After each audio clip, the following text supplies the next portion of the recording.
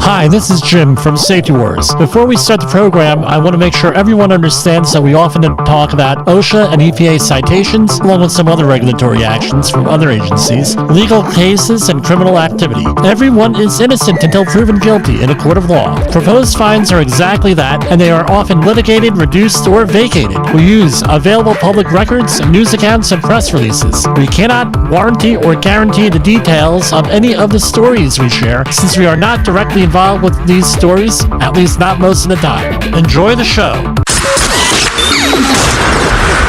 This show is brought to you by Safety FM.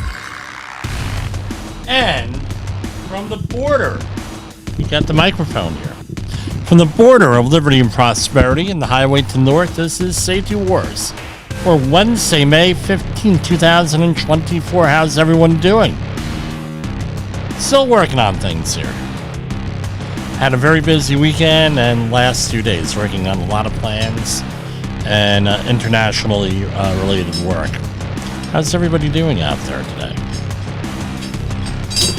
Hope we are all doing well. A lot has happened in the last couple of days with OSHA and everything else. So last program, we had gone over, pardon me, the new alignment for OSHA. The alignments, all of the different regions and everything else. And I've gotten some explanation here. So let's bring this up here, on here. We do. And weird injury over the weekend. One of my son's teammates, won't mention names for obvious reasons, broke his hip playing baseball. Basically, was nothing hit him. He didn't run into anything, nothing like that. But he twisted his hip in a certain way, and it broke his hip. I was like, wow, that's a weird injury out there. Now, so OSHA has been realigning itself, and it's going to be a slow rollout what they're doing, and it's going to culminate in next February, right? To get everything all basically all reoriented because things have changed. So let me get this. But first, let's do this. While all of this is going in, I get this called up. We're going to do Safety Wars News. This is slowly becoming a little popular. I use AI to generate this news broadcast. I plan on doing some. This is Safety Wars News for Monday, May 13, 2024. I'm Oliver S. Radoisco. The Chemical Safety Board expressed approval for the new guidance from the National Fire Protection Association aimed at preventing fires and explosions involving hazardous materials. This guidance follows previous recommendations from investigations into similar incidents. Investigations in Louisiana. The Chemical Safety Board has initiated investigations into 2 toxic chemical incidents in Louisiana, focusing on serious chemical releases at 2 different facilities, highlighting the ongoing risk management efforts in the chemical industry. The Chemical Safety Board has also released an update on their investigation into a 2023 fire at the Marathon Renewables facility in Martinez, California. This incident continues to be under close scrutiny as the Chemical Safety Board works to understand the causes and develop recommendations to prevent future occurrences. Over the last 5 days, the Occupational Safety and Health Administration has released several important news updates related to workplace safety. An investigation found that an Ohio food warehouse exposed workers to significant ergonomic hazards, potentially increasing the risk of musculoskeletal injuries among employees.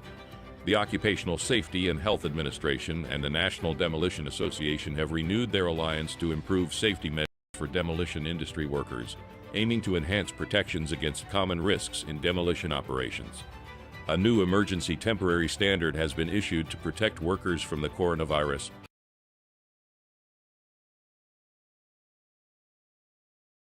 This is Safety Wars News for Monday, May 13, 2024. I'm Oliver Esrado Isco.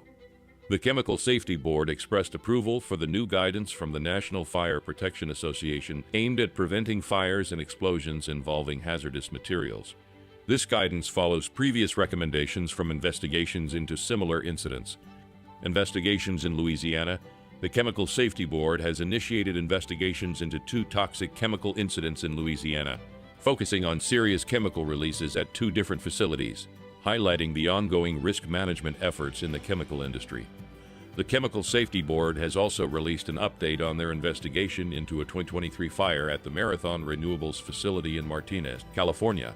This incident continues to be under close scrutiny as the Chemical Safety Board works to understand the causes and develop recommendations to prevent future occurrences. Over the last 5 days, the Occupational Safety and Health Administration has released several important news updates related to workplace safety. An investigation found that an Ohio food warehouse exposed workers to significant ergonomic hazards, potentially increasing the risk of musculoskeletal injuries among employees. The Occupational Safety and Health Administration and the National Demolition Association have renewed their alliance to improve safety measures for demolition industry workers, aiming to enhance protections against common risks in demolition operations. A new emergency temporary standard has been issued to protect workers from the coronavirus, focusing on mandatory vaccination or regular testing combined with mask wearing for companies with 100 or more employees. An Ohio carpet manufacturer was cited again for ignoring safety standards, which led to an amputation incident, highlighting recurring safety issues at the facility. A construction worker's fatal injuries were linked to the contractor's failure to follow required safety procedures, underscoring the importance of adherence to safety regulations to prevent workplace fatalities. An electric vehicle battery manufacturer in Commerce was found to expose its employees to unsafe levels of nickel and other mixed metals, prompting OSHA to issue citations and call for immediate remedial actions to protect worker health. Here's a summary of the recent major actions by the U.S. Environmental Protection Agency from the past few days. The EPA has finalized a rule to manage per- and polyfluoroalkyl substances contamination, classifying both FOS as hazardous substances under the Comprehensive Environmental Response, Compensation and Liability Act, commonly known as Superfund. This designation aims to expedite cleanup efforts and ensure responsible parties cover the costs. It's a significant move to mitigate the environmental and health effects of these persistent chemicals. Also, there was a landmark rule set establishing the first ever national drinking water standards for these chemicals. This action is expected to significantly reduce exposure to these toxic substances, protecting public health and preventing related health issues such as certain cancers and liver problems. Updated interim guidance has been issued on the destruction and disposal of these chemicals. Also, for this guidance includes a new technology evaluation framework and emphasizes minimizing environmental release during disposal processes. The Environmental Protection Agency has strengthened the National Air Quality Standard for Fine Particle Pollution PM2.5, aiming to protect health, especially in vulnerable and overburdened communities. This update includes modifications to monitoring and data collection to better address environmental justice concerns. New emission rules have been finalized for fossil fuel-fired power plants, targeting reductions in carbon pollution. These standards are part of broader efforts to address climate change and improve air quality, utilizing technologies like carbon capture and sequestration to meet the new requirements. Guidance on FOS destruction and disposal. Stay tuned for this and other safety news on Safety Wars, and on many video and audio platforms as Safety Wars. For Safety Wars News, this is Oliver Esrado Isco. The Chemical Safety Board expressed approval for the new guidance from the National Fire Protection Association aimed at preventing fires and explosions involving hazardous materials. This guidance follows previous recommendations from investigations into similar incidents. Investigations in Louisiana. The Chemical Safety Board has initiated investigations into 2 toxic chemical incidents in Louisiana, focusing on serious chemical releases at 2 different facilities, highlighting the ongoing risk management efforts in the chemical industry. The Chemical Safety Board has also released an update on their investigation into a 2023 fire at the Marathon Renewables facility in Martinez, California. This incident continues to be under close scrutiny as the Chemical Safety Board works to understand the causes and develop recommendations to prevent future occurrences. Over the last 5 days, the Occupational Safety and Health Administration has released several important news updates related to workplace safety. An investigation found that an Ohio food warehouse exposed workers to significant ergonomic hazards, potentially increasing the risk of musculoskeletal injuries among employees. The Occupational Safety and Health Administration and the National Demolition Association have renewed their alliance to improve safety measures for demolition industry workers, aiming to enhance protections against common risks in demolition operations. A new emergency temporary standard has been issued to protect workers from the coronavirus, focusing on mandatory vaccination or regular testing combined with mask wearing for companies with 100 or more employees. An Ohio carpet manufacturer was cited again for ignoring safety standards, which led to an amputation incident, highlighting recurring safety issues at the facility. A construction worker's fatal injuries were linked to the contractor's failure to follow required safety procedures, underscoring the importance of adherence to safety regulations to prevent workplace fatalities. An electric vehicle battery manufacturer in Commerce was found to expose its employees to unsafe levels of nickel and other mixed metals, prompting OSHA to issue citations and call for immediate remedial actions to protect worker health. Here's a summary of the recent major actions by the U.S. Environmental Protection Agency from the past few days. The EPA has finalized a rule to manage per- and polyfluoroalkyl substances contamination, classifying both FOs as hazardous substances under the Comprehensive Environmental Response, Compensation and Liability Act, commonly known as Superfund. This designation aims to expedite cleanup efforts and ensure responsible parties cover the costs. It's a significant move to mitigate the environmental and health effects of these persistent chemicals. Also, there was a landmark rule set, establishing the first ever national drinking water standards for these chemicals. This action is expected to significantly reduce exposure to these toxic substances, protecting public health and preventing related health issues such as certain cancers and liver problems. Updated interim guidance has been issued on the destruction and disposal of these chemicals also. This guidance includes a new technology evaluation framework and emphasizes minimizing environmental release during disposal processes. The Environmental Protection Agency has strengthened the National Air Quality Standard for Fine Particle Pollution PM2.5, aiming to protect health, especially in vulnerable and overburdened communities.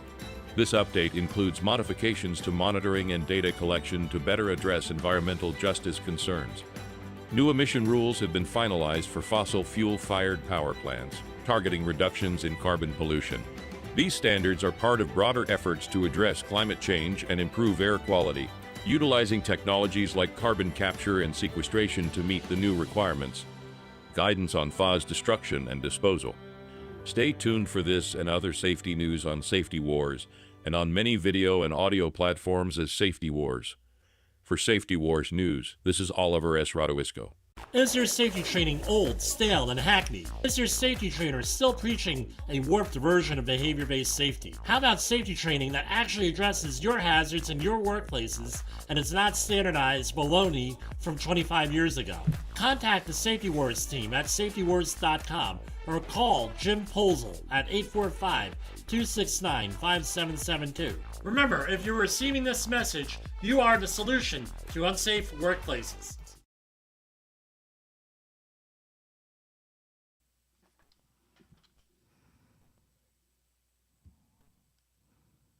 OSHA recordables, catastrophic losses, environmental disasters. You want answers? So do I. This is Jim Polzel with Safety Wars. That's my daddy! And we are back, and of course our HOF message for today. This is Safety Wars, broadcasting to our brothers and sisters in the occupied territory of behavior-based safety. Get out your secret decoder ring. Here is your nightly message. Blame fixes nothing. Blame fixes nothing. Right? So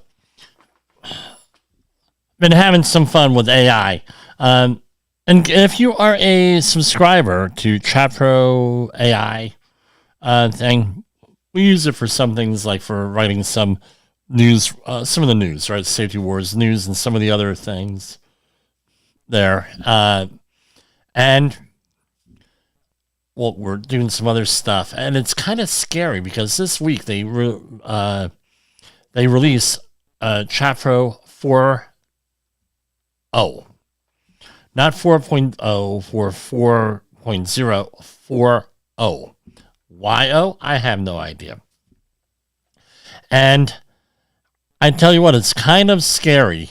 I mean, I can share with any number of any number of articles and news from different various sources. People are getting a little bit afraid because what's happening is the creativity goes out the window. So if you wanted to write something in the past, you got to set aside time. You have to set aside effort and revisions and everything else. Now we don't have that. You can enter it into Chatpro 4.0, and what do you get? You get a whole bunch of stuff on there. I don't want to say well written, but it's written. You need to revise it. You need to edit it. Because how many things get out there that are obviously AI? You see this in news reports all the time. And from major news outlets where things are all generated by computer. And this has been going on for a while. And you say, you know what? Yeah, I can tell this is generated by a computer. And I usually just click on by it and don't even watch it. So, what are you looking for? Misspellings is an easy one. Grammar, things of that nature. Things are getting so good that you can't even tell the difference with this stuff. And where it gets some of its information from, it's extremely accurate, but it's only as good as what you ask it to do. Just like the computers on the Starship Enterprise, they're notorious for giving you exactly what you ask for and nothing more, or taking things to an extent that you had not intended. But no, we're getting some good laughs out of them, and we're going to be using this, not in technical reports or anything like that, but on certain things, marketing, things of that nature. But it's out there. I mean, it's being used by everyone for this, especially the one-man shows like me, right? I do have staff, but for this, it's just me. Now, a lot of the other stuff going on here. Let's talk about mostly the OSHA. We have the bridge, right? The bridge, Francis Scott Key Bridge. So this past weekend, I went down to Baltimore, for a baseball tournament for my son, and I tried to get as close as possible to that bridge. Right, because you got the tournament going and you can't get out at a certain time and then this and that, and they wouldn't let anyone near that bridge at all. There wasn't a good view of that bridge that was available to the public outside of the Francis Scott Key Park there, which, no, they don't let people in after a certain time, and I got there too late. For that, I wanted to do some reporting from there. But what we found out was last week there was a report made to the government, to Congress on the whole thing. Well, I wanted to go over that. Not tonight, though. We're coming here a little bit late here for this.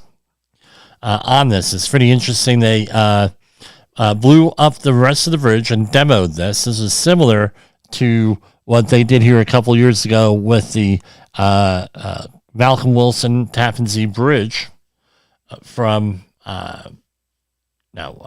Francis Scott. I'm sorry, it's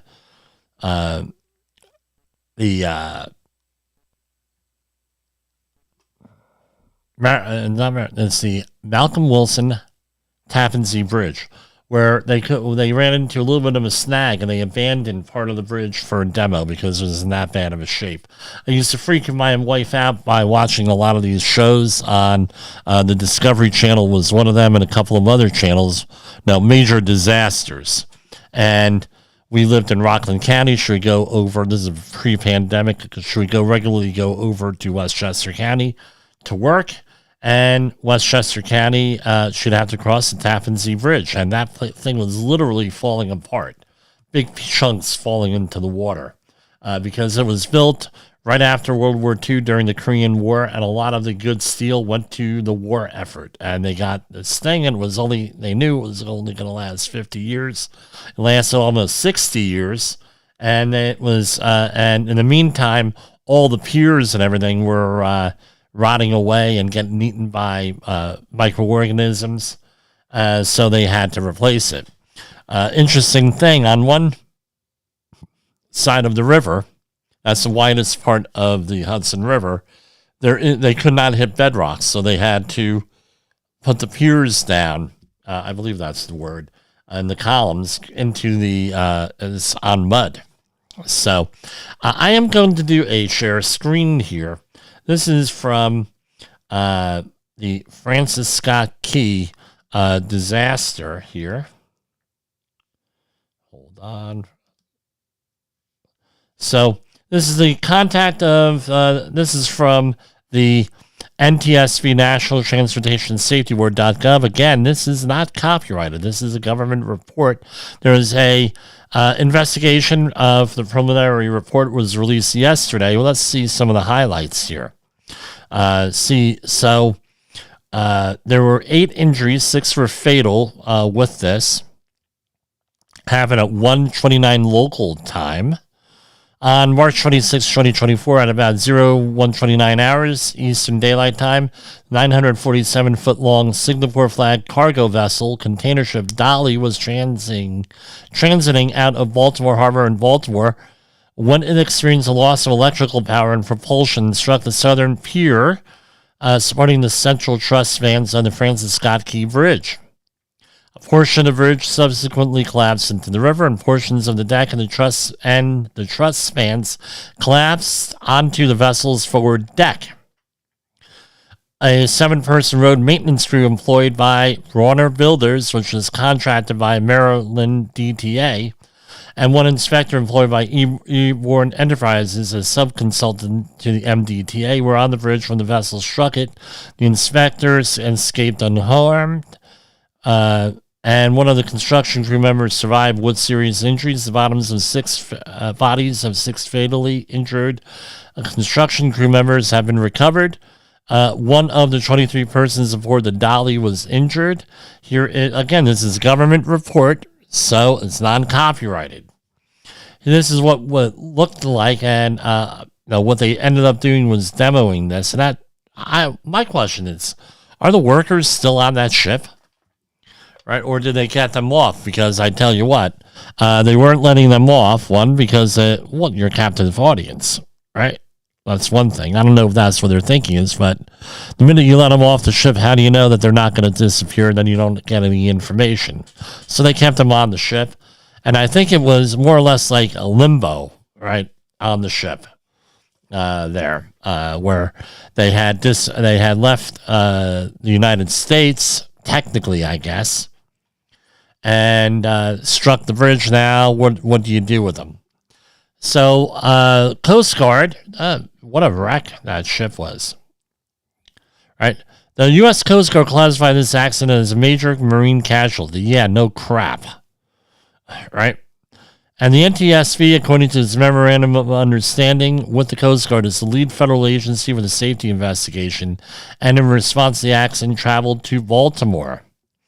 And, they have other things, right? Numerous organizations here with this. And they run through basically a timeline. So if you're dealing with a major accident, it's really important that you develop a timeline with things. So a rough copy of it, I'm sure there's software out there, but what I normally do is I set up a Microsoft Word file with a table, and it's usually 2 or 3 columns, and on one side of the one column is time, and then I have description, what happened, and the third column is for other information. And we measure out exactly, minute by minute, or whatever is appropriate, what appropriate timeline, to try to figure out exactly where what happened, minute by minute. So maybe you could put what is called context to what you're doing, what they were doing, what they were faced, the decisions that the people were faced, what was happening. So here it is. To run the main engine, one of the vessel's 4 diesel generators must be operating, supplying the vessel with diesel power. The emergency generator alone cannot be used to restart the main engine. All right. The Dali's main engine required compressed air directly into its cylinders to start and change direction. To change from ahead, moving forward, to astern, aka moving backwards or reverse. The engine would need to be stopped and then restarted in the opposite direction. So let's repeat that. That's good context. Dali's main engine required compressed air directed into its cylinders to start and change direction. To change from ahead to astern, the engine would need to be stopped and then restarted in the opposite direction. That's an important fact here. The engine was also fitted with alarms and automatic shutdown features to prevent damage to the engine and supporting systems required for its operation, such as a lubricating oil pump, which controls the oil pressure, or cooling water pump, which supplies a flow of cooling water, were lost. If a loss of electrical power occurred to either of these pumps, the engine would be shut down automatically. As part of a multi-step sequence to restart and operate the main engine after a shutdown, the lubricating oil and cooling water pumps would need to be restarted. So to start the main engine, you need several things have to happen. You have to have a lubricating oil pump. You need to have a cooling water pump. You also need an air compressor. If I'm reading this right. An air compressor. And you also have 4 diesel generators and an emergency generator. So you got a lot of machinery here that has to be moving in the right way, which would require and necessitate constant maintenance and constant inspections with this documented. That's what we were looking at here, I guess. The main engine room looks pretty clean here. With this, as far as shifts are concerned. So you have 4 different generators. Goes through and explains that. That's the switchboard and breaker room, aka the mechanical room, and different things. So here is an overview map of exactly what happened. In the following timeline depicts events that occurred in the time leading up to the Dali striking pier number 17 of the Key Bridge. The bridge's subsequent collapse and initial search and rescue recovery efforts for the road maintenance crew members. So this is what we're looking at, is if you could follow. I have a cursor on here, but you really can't see it. So the Francis Scott Key Bridge there. On the Patapsco River. Okay. Around midnight on March 26, 7 road maintenance workers and 1 inspector were working in the southbound lanes of the Key Bridge, which were closed to traffic. The MDTA police units were stationed at either end of the bridge to alternate traffic on the northbound lanes to protect the construction crew. All right, so they already had people. All right, this is something to realize. They already had people in place to shut down that bridge if necessary, and that's what they did, right? Because you had a work crew there. At about 5 after midnight, an Association of Maryland Pilots senior pilot and apprentice pilot boarded the Dali, which was about to depart from Seagirt Marine Terminal en route to Colombo, Sri Lanka, it was loaded. During the master pilot exchange, the senior pilot asked about the vessel's condition. The captain reported that the ship was in good working order. Dali was assisted by 2 tugboats, but they don't call them tugboats anymore with this, right? That's more of a colloquialism I found out when I was at the Conklin conference. So, but anyway, the Bridget McAllister and the Eric McAllister. With this. I'm not familiar with these tugboats, but no, they have a description here. About 0:36, the 2 tugboats pulled the Dali away from the dock. At 1:01:07, the vessel entered the Fort McHenry Channel. Generator numbers 3 and 4 were supplying electrical power to the vessel. All 3 steering pumps, which returned the ship's single rudder, were online. And this is a makeup here they have of the plan of the, right? We've seen this before. Right? It's an electrical diagram here. And the breaker stuff, right? About 0:45, at 45 minutes, 12:45, the senior pilot ordered the main propulsion system diesel engine driving the single propeller to dead slow ahead. Once in the channel, about 01:07, the senior pilot also gave orders for the tugboats to let go per normal practice. The senior pilot handed control over the apprentice pilot and remained standing by.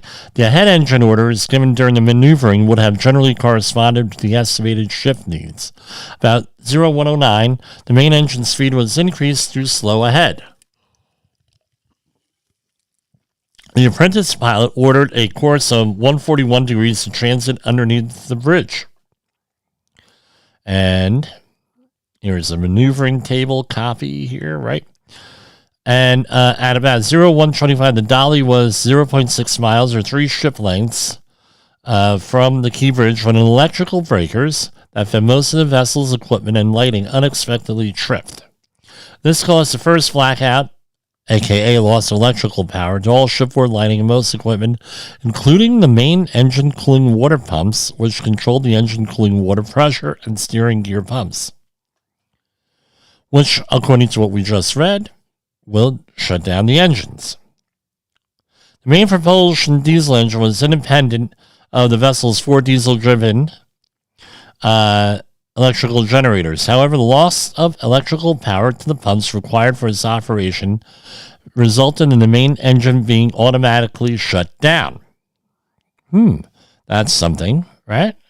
The loss of electrical power stopped all 3 steering pumps, and therefore the rudder was unable to be moved. At the time, the ship was on a heading of 141.7 degrees, a course over ground of 140.8 degrees. I don't know what that means, but that's just some background information. And speed over ground of 9 knots with the rudder amidships. At 01:26:02, the VDR, which had stopped recording vessel system data when the blackout occurred, resumed recording the data. The VDR audio recording had not been affected by the blackout. Dolly's heading was 144.3 and course over ground was 142.7 degrees.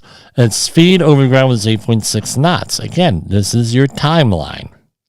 According to the crew, the emergency generator started and connected to the emergency bus shortly after the vessel lost electrical power. At this time, the NTSB is investigating the exact time when the emergency generator started and connected to the emergency bus. Typical for ocean-going vessels, the Dolly had an emergency diesel generator in addition to the 4 generators that could be configured to automatically start and connect to the emergency bus if normal electrical power and lighting were lost. When the emergency bus was powered, emergency lighting, navigation, and radio equipment, alarms, and other emergency equipment would have been available. A designated emergency steering pump would have been available to turn the rudder at its low speed setting. However, without the propeller turning, the rudder would have been less effective. And it goes what they did. Again, this is the timeline. At 1:26:39, the pilots called for tug assist. The tugboats were 3 miles away, right? And they did not, one of them was, and the tug did not reach the Dolly before it struck the bridge. At 1:27, the senior pilot ordered an anchor dropped, and the crew began the process to drop anchor. The pilot's dispatcher called the MDTA police duty officer, relayed that the ship had lost power. The pilot's dispatcher then notified the Coast Guard about the Dolly's loss of power. The Dolly crew was able to restore electrical power to the ship. So if you're following along, that's 1 ship length, right? roughly. But when the ship was 0.2 miles from the bridge, a second electrical blackout occurred because DGR3 and DGR4, the breakers that connected the generators 3 and 4, opened, causing a total loss of electrical power. Having connected the emergency bus by this time, the emergency generator provided electrical power to the emergency equipment continuously through the second electrical blackout. Generator number 2, which had previously started automatically because it was in standby mode, connected and restored power to the HV bus, right? At 0127, the pilot ordered the rudder hard to port. At this point, the main engine remained shut down and there was no propulsion to assist with steering. At 0127-25, one of the pilots made a call by very high frequency VHF radio to warn all waterborne traffic. At 0127-32, this is going real quick, about 31 seconds after the second blackout, the crew manually closed breakers HR2 and LR1, restoring power to the LV bus, which was powered by generator number 2. The crew regained electrical power before the vessel struck the pier, but was unable to regain propulsion. The MDTA duty officer at 0127-53 ordered the units stationed at the ends of the bridge to close the bridge to all traffic. Once the bridge was closed to traffic, only the maintenance crew and inspector remained on the bridge. At 1:29:10, the Dolly's starboard bow struck pier number 17 of the Key Bridge at 6.5 knots, causing the damage that we all saw. Dolly crew member who was on the bow at the time of the accident told investigators that he was releasing the brake on the port anchor and had to escape from the falling bridge before he was able to reapply the brake. Due to ongoing salvage efforts, the amount of anchor chain paid out is still unknown. The road maintenance inspector had been walking the length of the bridge when the ship struck it. He ran north and made it to the nearest surviving span before the rest of the bridge collapsed. The other 7 workers were in their vehicles and fell with the bridge. One worker was able to free himself from his truck and was rescued by a police boat at 01:55. Noah, with the temperature of that water, that guy is lucky. I hate to say it. Here, he spent 25 minutes in the water. Lucky. Lucky. About 01:34, the Coast Guard issued an urgent warning. The first Coast Guard boats were on scene at about 01:51. And then it goes on. Gives you some of the background to the ship. On March 25th, about 10 hours before leaving Baltimore, the Dolly experienced a blackout, loss of electrical power during an in-port maintenance while working on the diesel engine, so they had things, right? Here, and it goes into some details here. And some electrical data, VDR, right on here. Now, do we have some things here? So, Coast Guard regulations require employers to conduct drug and alcohol testing for those directly involved in a serious marine incident. Everyone tested negative. At 03:17, the senior and apprentice pilots were relieved by another pilot from the Association of Maryland Pilots. 2 pilots were taken ashore, where at 05:30, both were administered tests for alcohol and other drugs. Both tested negative. And everybody was tested who was on the ship, and all tested negative. They tested the fuel. Another one. On April 11th, additional fuel samples were taken from all fuel tanks and hazmat. There were 56 containers identified.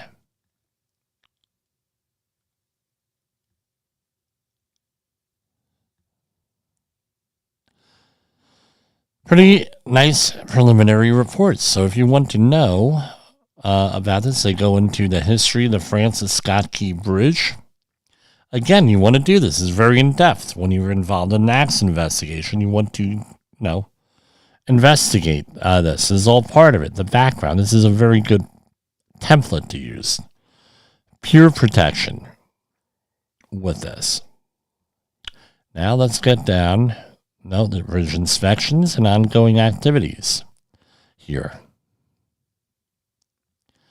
And here, let's read the last section here. The NTSB will continue evaluating the design and operation of Dolly's power distribution system, including its breakers. Examination of damage to the vessel will continue when the ship is clear of debris and moved to a shoreside facility. The NTSB is working with parties to immediately assess their bridges and determine whether pier protection needs to be improved. Specifically, the MDTA is studying the short-term and long-term options for upgrades to the existing protection system. And for the eastbound and westbound spans of the Governor William Preston Lane Jr. Memorial Bridge, a.k.a. the Bay Bridge near Annapolis, the NTSB is examining the pier protection improvements that have been made on the following bridge collapses elsewhere. Now, they're doing interviews, analysis, planned areas investigation include ocean-going vessels, propulsion, and electrical systems, and they'll get back to us. Now, that's translation. Now, let's talk about this a little bit. With this, one, it's a very well-written preliminary report. I'll say that much. Very well written. With that. But this gives you an idea of what's exactly happened and peels back all the baloney we've been hearing on the news, where we have a legitimate investigation here, NTSB, and we know these NTSB investigations take many, many, many years sometimes. But let's analyze this, right, with this. Was there one root cause to this? They're still determining this. Don't know. They have professionals in there seeing why this equipment shut off. That's probably one of the things that they're investigating. Number one. Number two is the solution to go and put guards around all of the bridges. Should have been done, my opinion. Should have been done to begin with. There's some other reports that we've read here where we chose not to do it. It wasn't done, wasn't necessary. This type of accident rarely happens, this whole thing. But up here in the New York area where I live, most of these bridges have some type of guarding around the bridge. Many do. But that's a lot went on prior to this happening, right? We don't prevent the accident by that bridge guarding on there. That is just like PPE. It's the last thing. When all else fails, we got PPE. That's what the idea is behind all of this stuff.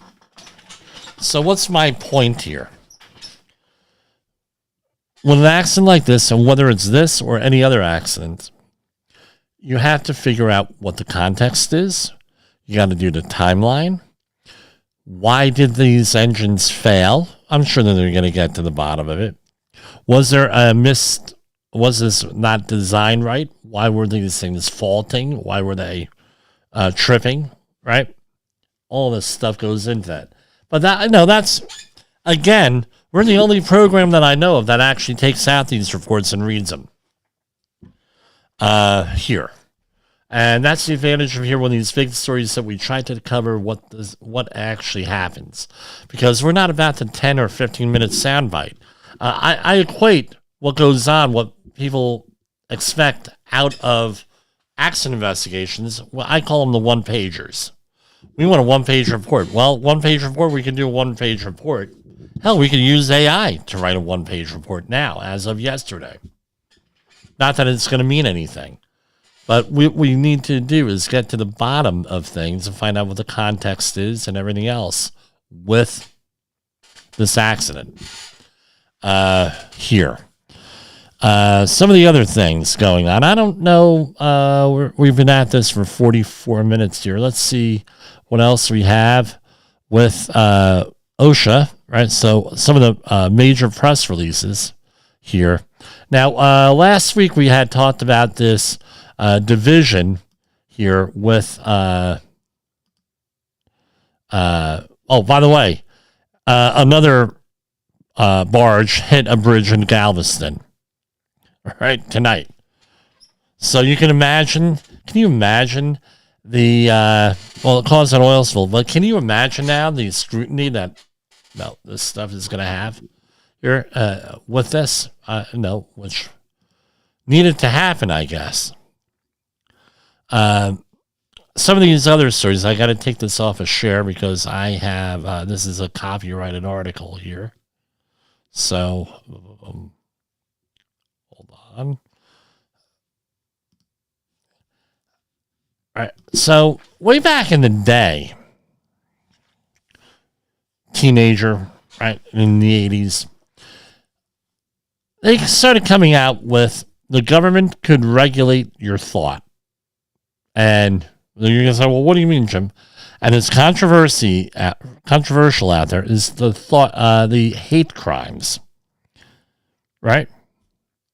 What's your intention? What are you thinking? What are you going to do? And with certain things, we have to have this, right, for obvious things. But there's always a danger, the domino theory. What else is it going to apply to after it? All right, so you have the regular hate crimes, and I don't want to make this all about this, but disparage them too much. But we have a situation here now, and this is, I came across this from a political website, but I did some research on it for the actual thing here, where people do not have government licenses for whatever. No, 1,000,001 government licenses out there. And they're making comments on things. And what do you, and I've talked about this before, you get you're not licensed, so you cannot make a comment on something. You're not a certified safety professional. You're not a certified hazardous materials manager. You're not a certified industrial hygienist. You cannot comment on safety issues. How many organizations are run that way? A lot of them. A lot of organizations. I talk about this all the time in the refining industry. One facility that I worked at, and again, not making this up. Oh, well, Jim, that's a real good suggestion for safety and input, but you're not credentialed, so we're not going to listen to you. And they could overtly say that, or just take all your suggestions and throw them out the window. And I made a decision late 2000s, and I was, so I went back into the refining industry December 16th, 2008. I remember it was my mother's birthday. And I had to hear from them, oh, well, you're not credentialed. You're not credentialed. All you got is this credential. We're not credentialed. So I got with my mentor, Norm Van Houten, Dr. Van Houten. He was a professor at New Jersey Institute of Technology. He says, well, Jimmy, I see their point, but to say that you're not credentialed, but you have all this experience and you're outreach trained, you're an outreach trainer for construction at that point, for you to go through, this is all a bunch of baloney, but he didn't use that word. And so he said the easiest thing you could do is find your nearest OSHA outreach center. In our case, it was Rutgers, right down the road in Central Jersey, and go and get your stuff and get credentialed and everything else. And then, just work at it. And he said, by the way, you need to get past ASV, CSV, CIH, something. So I eventually got the CHMM, and then I got the ASP exam years later. I passed. And guess what happened? I go in there, I'm all happy. Hey, I passed the ASV exam. I go into, and usually when you get people you pass the exams at meetings. You're to your own horn a little. You go in there, hey, Jim, what's going on with safety? Oh, or Frank, what's going on with safety? Oh, yeah, I just passed this. I just got my degree.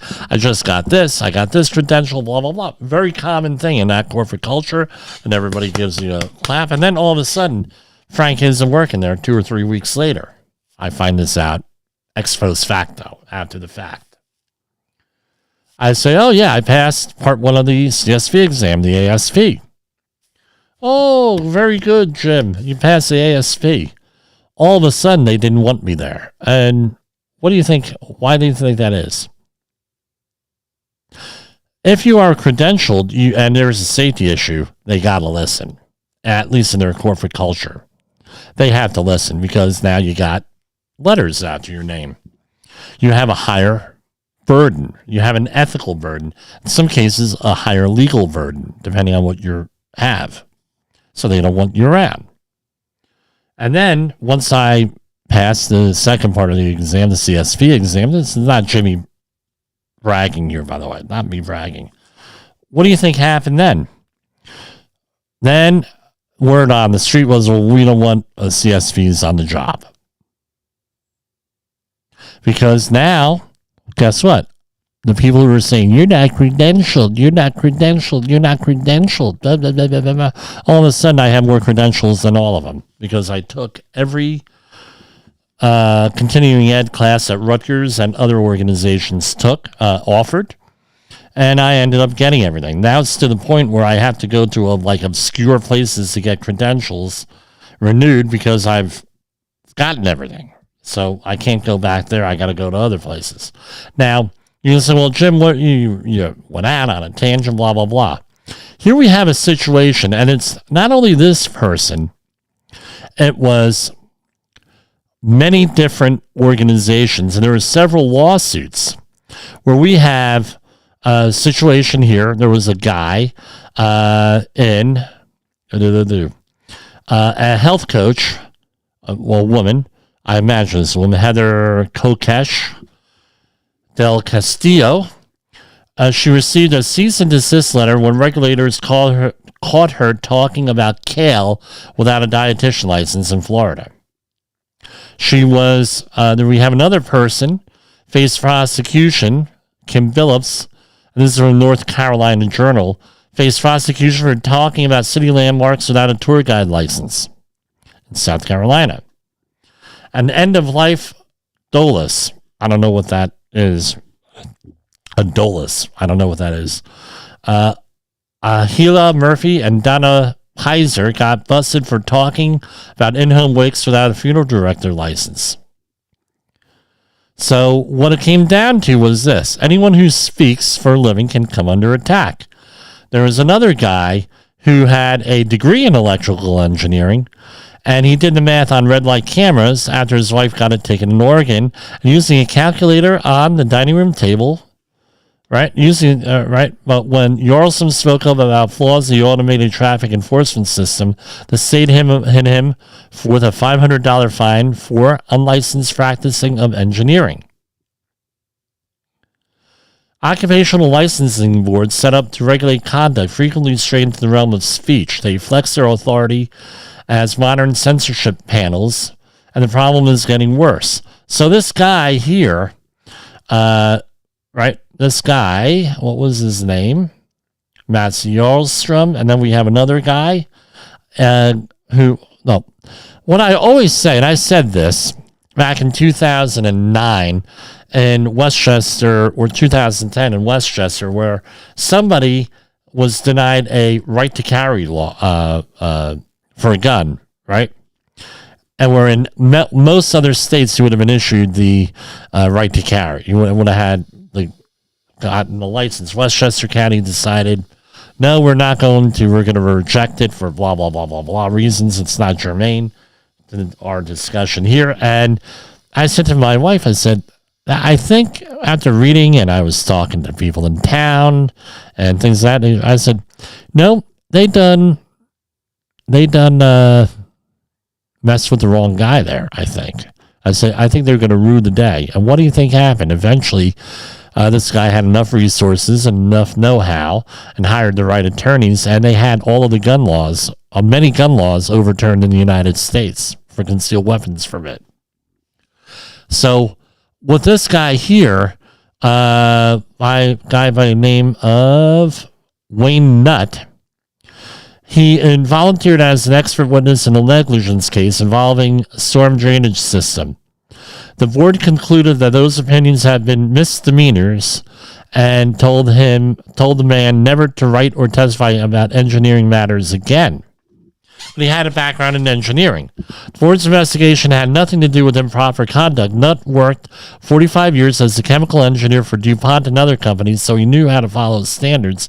Instead, the state targeted Nutt for sharing his opinions without a professional engineering license, something that he never needed. How many safety professionals are in this situation?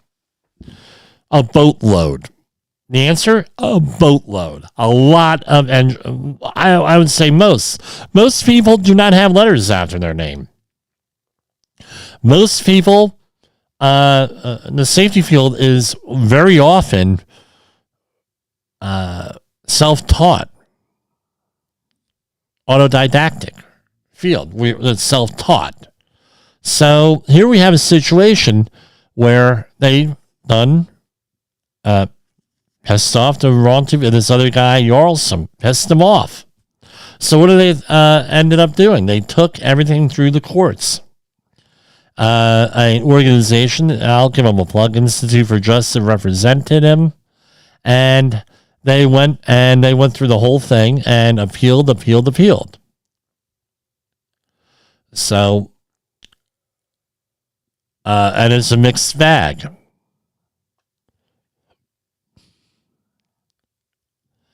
The underlying issue is this, and this is a article by Daryl James and Joe Gay from the Institute for Justice.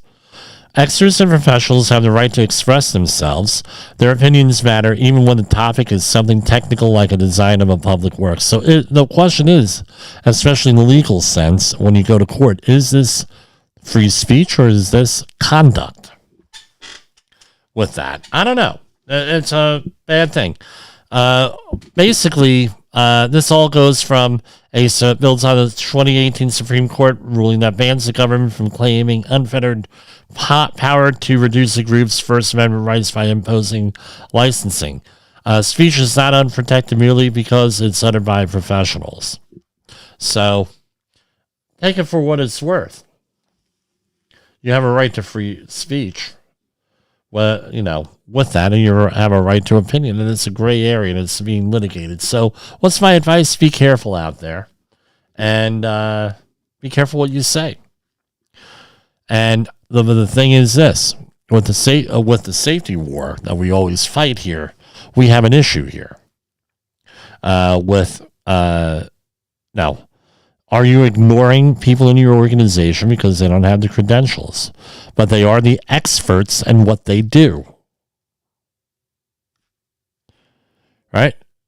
Under human organizational performance, you're going to be relying on the employee being the expert with things, not the accident investigator or anything like that. I was having an issue tonight with a client this afternoon with with this situation also. And I said, look, we're going to have to develop a learning team. We're going to have to go out there to have a learning team and to observe this, to find out how work is really done. Because if we can figure that out, we can make the work safer and we get the employees to buy into the whole thing. But anyway, I just a little bit rambling here, but I just found this whole subject very interesting because, and this was an article in the Carolina Journal by Joe Gay and Daryl James, found the whole thing fascinating, this thing, because this sounds like something we go through all the time in the safety industry. Well, you're not qualified, you're not this, you're not that. Another way of handling this is never make a statement and just ask a question. Can't ask questions? How many of us get faulted for asking questions? But anyway, That's all I have for tonight, and I will catch you tomorrow for Safety Wars. This is Jim Polzel, and let's go to our outro video. I'm enjoying this new software here, and here we go. The views and opinions expressed on this podcast are those of the host and its guest and do not necessarily reflect the official policy or position of the company. Examples of analysis discussed within this podcast are only examples. They should not be utilized in the real world as the only solution available, as they are based only on very limited and dated open source information. Assumptions made within this analysis are not reflective of the position of the company. No part of this podcast may be reproduced, stored in a retrieval system, or transmitted in any form or by any means, mechanical, electronic, recording, or otherwise, without prior written permission of the creator of the podcast, Jay Allen.